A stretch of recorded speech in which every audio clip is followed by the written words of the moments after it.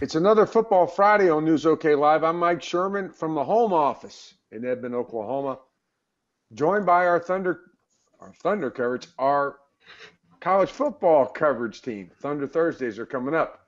Let's start off. We got in Norman, Barry Trammell. Where is the swing today, Barry?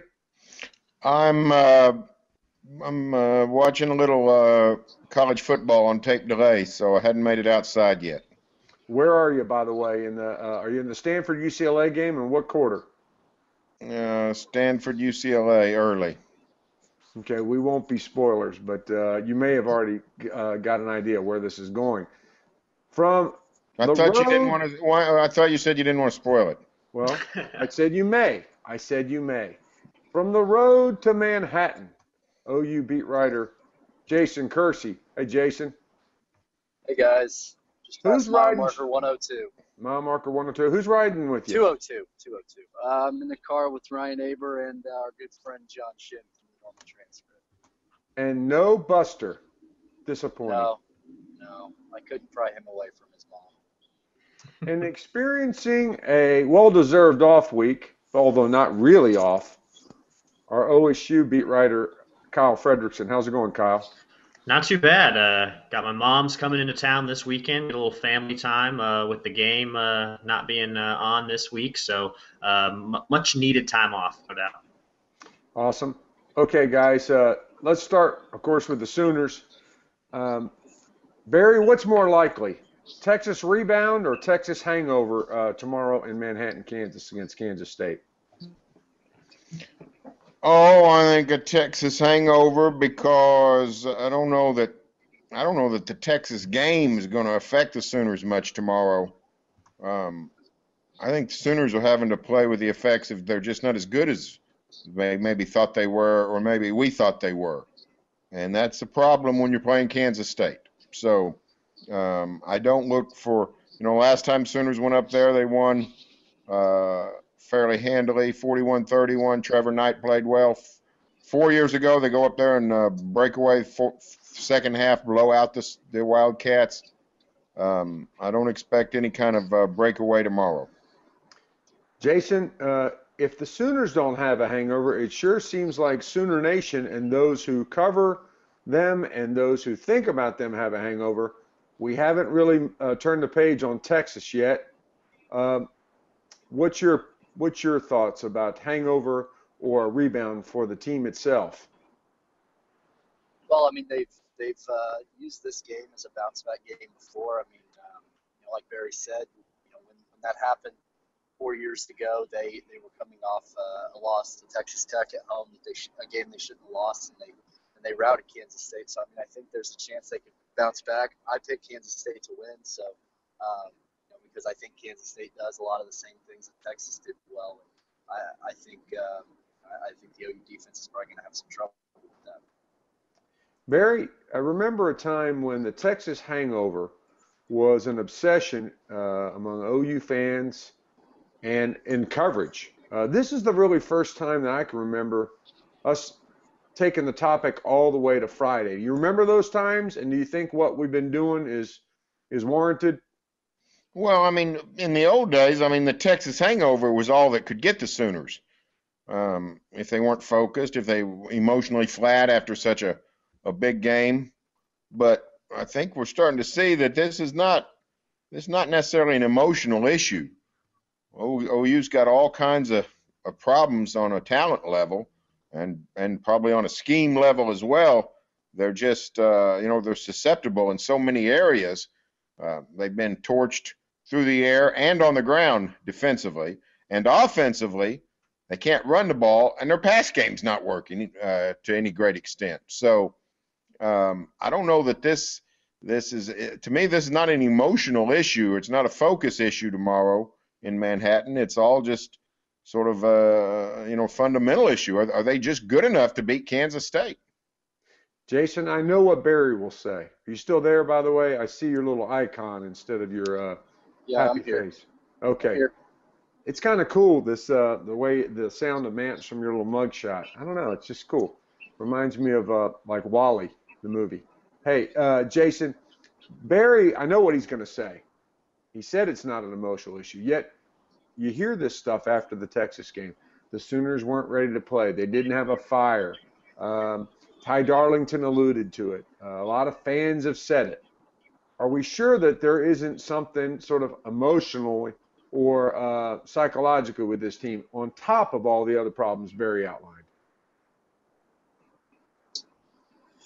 Well, I don't know. I mean, I think that it was definitely interesting to hear the players say what they said, and then Stoops basically say that's just an excuse, and I think it was an excuse to a large degree.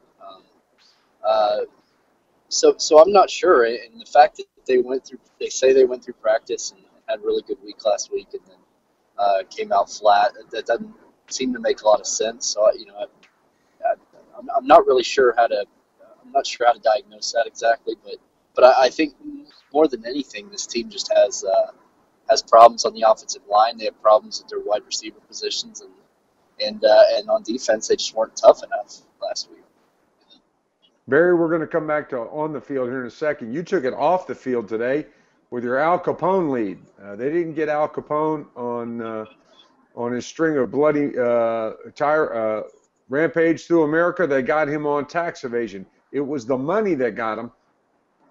Today, you made the case that the thing that could get Bob Stoops is economic, that support for Bob Stoops financially may be lagging, which could hurt the Sooners in their fundraising. What's been the reader reaction to that so far this morning? Oh, I'd say 2-1 in support of what I wrote. I think a lot of people, and of course, I could get two sides with me on that. I could get the people that sort of rational thinkers and say, hey, you're on solid ground there. And then the irrational that want Stoops gone no matter what, for whatever reason, would sign the petition as well. So I think there's a lot of widespread support for the idea. I think OU officials will go to the mat with Bob Stoops. I think they'll give him time to get things turned around. But if the financials come in and are backwards, and all of a sudden, they're not able to raise the money to fund that massive renovation project in the south end zone, everything changes. Jason, the Sooners, of course, are what are they? 1-2 in their last 3 against Texas. Are they 2-2 in their last 4 against Oklahoma State? Are they 1-2 again in their or 0-3 in their? What's their record against Baylor? Their last 3 against Baylor? 1-3. One and 3 is around. And the last 2 just were total blowouts. Is this problem? I mean, this is once upon a time it was Big Game Bob. Then it was Big 12 Bob because he dominated the Big 12. All that seems to be crumbling around him. Do you see support for Stoops eroding?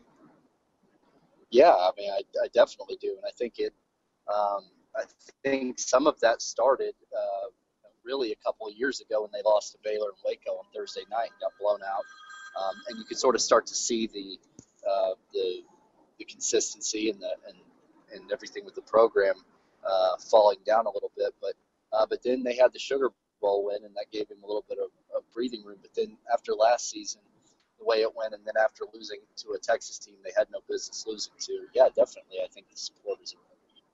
It seems to be getting to be a little bit of a running joke, Barry, how that they have how far into a press conference in which things are going tough for him does he bring up the Alabama game? What's it look like if we just take Alabama and put it over there? What's it look like for Stoops? What's the trend? Well, the trend is not good. Now that the Alabama game did him a lot of good, and it should have done him a lot of good. He beat Alabama, for crying out loud. You can't bounce him for losing to Clemson and not praise him for beating Alabama. But that has been sort of an outlier in recent years. The Sooners have fallen in the Big 12 hierarchy, and this is Bob Stoops won 6 outright Big 12 titles: 2000, 2002, 2004, 2006, 2007, 2008, 2010. He won 7 outright Big 12 titles in an 11-year span. And now he's won 0 outright titles in the last 5 years. So clearly, Oklahoma's status within its own conference has dipped, and that's not a great place to be if you're Oklahoma. So, the Alabama game, there was not long ago that you could sort of call him Big Tex Bob. He was winning in the Cotton Bowl. Had won 4 out of 5 coming into this year and should have won the other one.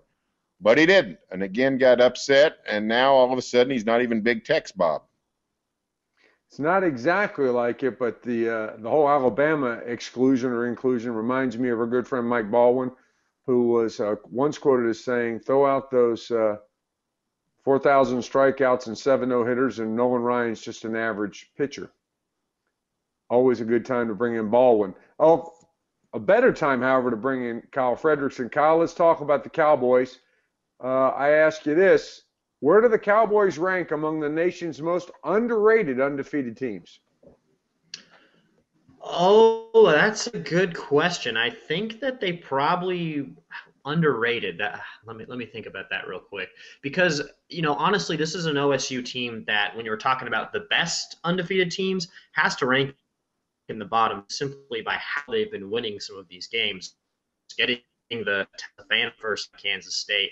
But at the same time, among all those undefeated teams, when we talk about the teams that are kind of in that lower bracket, Memphis, Temple, Houston, Toledo, Iowa, Oklahoma State among those teams easily has the best defense. And I think you can make the same argument for some of the teams in the top of that list, looking at, maybe even LSU, Michigan State, and some of those teams that made it more prestige, obviously are ranked a little bit high polls at this point in the Cowboys. But I wouldn't say this is an underrated OSU team by any means in terms of it being undefeated, just because, they haven't really been all that impressive in their victories, being the fact that they still really haven't established a run game.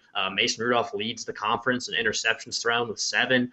So they've been getting these gritty victories, but they've been finding some interesting ways to get it done. So, good news for the Cowboys, at this end of this backloaded Big 12 schedule, heavy hitters at home, you figure that'll help them out, and especially maybe in the biggest odds of winning those games. But to this point, it really hasn't been all that pretty the way they've been able to get it done. Bob Stoops once said, I thought it was a dumb question when you asked it, and I think it's a dumb question now. He said that in the press conference after the Texas game. Is that where my question about are the Cowboys the most underrated team, underrated undefeated team belongs? Oh, probably. You might make the argument that OSU is the most overrated of the undefeated teams. When you look at the list of underrated teams in America, it's not a long list. Florida State, Clemson, Baylor, TCU, Michigan State, Ohio State, Iowa, Utah. I think that's it. So who goes ahead of OSU? Who goes below OSU on that list? Now, power to the Cowboys. They've been winning, and it's great. It's much better to be on that list than to not be on that list. I forgot the SEC, LSU, A&M, and Florida also on that list. So good. It's great that they're on that unbeaten list. But the meat of the Cowboys schedule comes up later, and that's where OSU will determine its status in the pecking order. I would say, rather than underrated or overrated, I would say that where OSU is right now is a little bit off the radar. People don't even really know that they're on the list, and that's probably fine for the Cowboys because they'll eventually get to the spotlight. Off the radar and undefeated for another week for sure, Kyle. In the interim, we got some time to reflect on the Cowboys, how they've played so far, looking at some of their personnel. You've done a lot of that. Taking every other day this week to write about the Cowboys. You got a package coming up Sunday. Tell us about that. Well, I had mentioned before, but Mason Rudolph at this point. Sunday's package. I'm sorry, I'm a little off by a day. Sunday's package is analyzing these close victories. OSU in the past was maybe known as a team that couldn't come through in the clutch. I think a lot of OSU fans, people outside the program, have come to know the term poke choke little bit in terms of the team, not game. Seems like lately, that has been the furthest thing from the case, as OSU has gotten themselves in some of these close victories. Winning at Texas late thanks to that botched punt. I mentioned the phantom first down against Kansas State that kind of aided in that victory, and then what we saw in a great performance. Where the Cowboys are able to hold West Virginia just 2 points in the first half. The defense loosens up a bit in the second, but then tightens back up in overtime to get another dramatic victory. So myself and John Helsley kind of diving into what is the secret for them? What has made this team to be a resilient unit that just doesn't crumble in those situations, maybe like they have in the past, which I'm sure has been a nice change of pace for OSU fans who followed this program. Back when they were certainly struggling a lot more than they are today. And Barry, another part of that nice little dramatic streak the Cowboys are on is just an entertainment value. I mean, Kyle, I think you're planning to include that in your package, but I mean, this time last year, watching the Cowboys was not for the faint-hearted. Dax Garman, a sieve of an offensive line, really, I felt like Mike Gundy wanted some extra pay to get paid to watch those games. So, Barry, isn't a lot of what's going on with the Cowboys, we don't know whether they're underrated or overrated. We can talk about all that. But entertaining, they rank high on the list. Well, that's absolutely true. I mean, I was at the Texas game. I watched the second half of the Kansas State game from the OU press box. I watched most of the game against West Virginia from a Dallas hotel room. And let me tell you what, you just can't take your eyes off of it. I mean, just every play, every snap seems to be pivotal, seems to be game deciding. And to their credit, the Cowboys have made more plays than they let the opponents make down the stretch of these games. And they've largely learned how to win. They're not playing that well, especially on offense. Mike Gundy said this week how terrible they were on first down. Well, I went and researched it this morning. They do stink on first down. They're terrible on first down, and yet they're finding a way to win. And at the end of games, they trailed or were tied in all three games in the last minute, and have found a way to win. So good for the Cowboys, and it has set up a really it's been a fascinatingly entertaining point to this season. I mean, to this point of the season. And it sets up a great chance to make all these November games huge. Sudden thought, guys. We're talking about the Cowboys, their trajectory, underrated, overrated, entertaining. Any chance it could be like one of these baseball teams that's playing to get into the postseason all the way, that has to play a wild card game to get in. And that is what catapults them into the thick of the TCUs, the Baylors in this Big 12 race. The fact that they're tested. Kyle, where do you rank that among the Cowboys' attributes? I mean, I think it's huge, and we've mentioned all the areas that OSU struggle, really hitting on one of the biggest things being first downs. Their inability to run the ball, but on paper and looking at the talent they have at skill positions, if this is a team that's able to kind of mask some of its inefficiencies and figure out ways to get the running game started, take a little bit of pressure off of Mason Rudolph, with all the weapons he has at wide receiver, with some of the things we've seen Chris Carson be able to do when he does have good protection, I think they have the firepower to maybe contend with some of those heavy hitters. And with Bailey and TCU coming to Stillwater in November, we've seen how crazy those games can get if the weather's a factor. If OSU is able to get to TCU undefeated at 8-0 with wins, versus Kansas, and then on the road at Texas Tech, who knows? Maybe this is kind of like you mentioned, that team of destiny where they get all the right breaks moving forward, and as they get those breaks, they're also up a little bit and mask some of their problems to a point where maybe, in a month or so, we'll be talking about how this is an underrated, undefeated team just because of what it took for them to get here. Now, for the record, Barry, just so I'm clear, I didn't call them a team of destiny. I didn't go that far. Barry, are you buying my theory that's sort of like playoff baseball? You got to play your way in. You're playing dramatic games. You're winning. You're playing on the edge the whole time, and that benefits you once you get into the big games. Oh, I wouldn't have any idea if that relates to anything baseball related. Oh, here we go. I think you can find a lot of good analogies in college football to suggest otherwise. I do think playing close games will help the Sooners. It will help the Cowboys. It helped the Sooners. Look at what winning at Tennessee did in terms of just the overall morale of the team. Same with Oklahoma State to win a game like Austin, where you're literally, with a minute left, you're down 3, and somehow you kick 2 field goals in 90 seconds to win the game. Kansas State, you find a way to win. West Virginia, in that great. I mean, just one after another.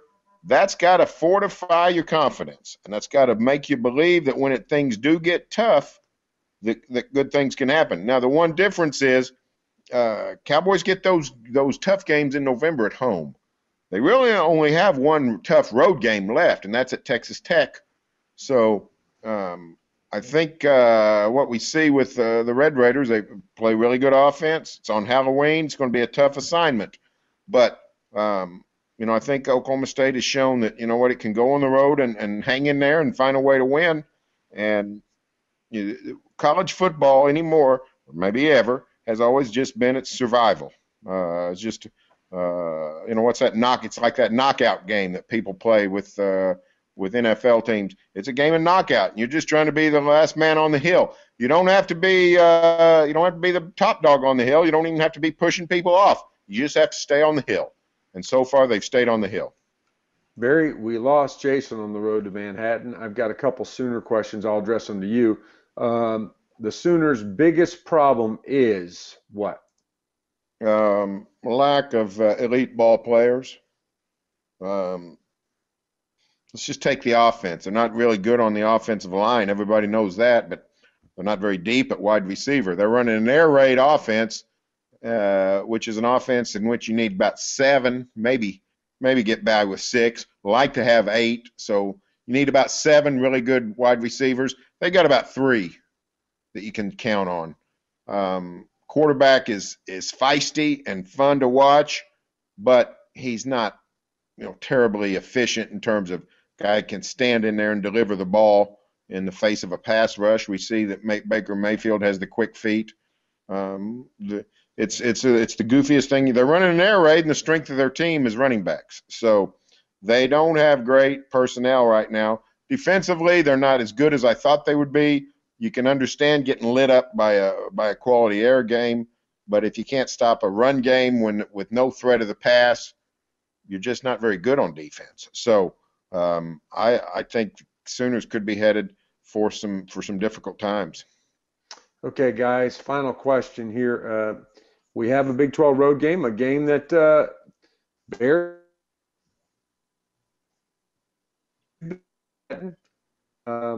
Barry's going back to Manhattan. So, and Kyle, you've been around a little bit. Barry's been around a lot. Kyle, I'll start with you. Favorite Big 12 road trip? Oh, I think for me, I've yet to go to, let's see, Iowa State's the last one on my list. I don't know if Ames would make the cut. I hear campus is really nice, but it's Iowa, so I don't know how fantastic it is out there. But I will say, of all the places so far, mine's probably Austin. Being at DKR, I know the crowd wasn't great when OSU was there the last time around, but being on 6th Street the night before, campus is beautiful. All the burnt orange is it feels like Big 12 country. As much as I loved West Virginia and going into Pittsburgh, it was really cool. You feel like you're in the Big 12. You feel like you're in the South when you're in Austin. So that's probably my favorite. Barry, going into Pittsburgh on a Big 12 road trip. I don't know. It seems odd, but advantageous. What's your favorite Big 12 road trip? Let me promise. I'm not sure I can tell you what it is. I can tell you what it's not. It's not ostentatious Texas. Going down to 6th Street and hanging out with people who are self-proclaimed weird. That's not my verbiage. That's theirs. Self-proclaimed weird. And DKR, for crying out loud. If you ever went into the big house or Neyland Stadium or the Rose Bowl, you might just fall out, Fieldhouse. You might just, we'd have to revive, get you some smelling salts. You know what? I love going to West Virginia because I love the setting and the cool and everything. Tomorrow, the best environment in the stadium in the Big 12 is at Manhattan, in my opinion. I mean, what the K-State fans have created there is just fabulous.